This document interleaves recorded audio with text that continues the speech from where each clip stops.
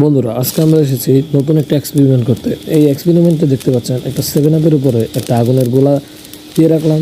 এবার দেখি আগুনের গোলাটি 7 আপের কতটুকু ড্যামেজ করতে পারে।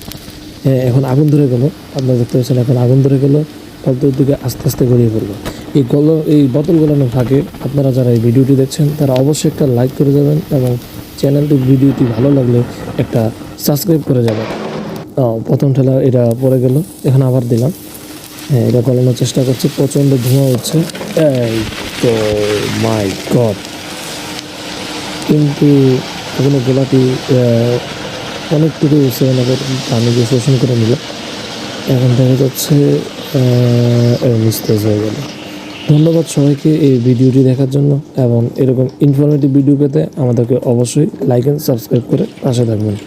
আসসালামু আলাইকুম রহমতুল্লাহি ওয়া বারাকাতুহু।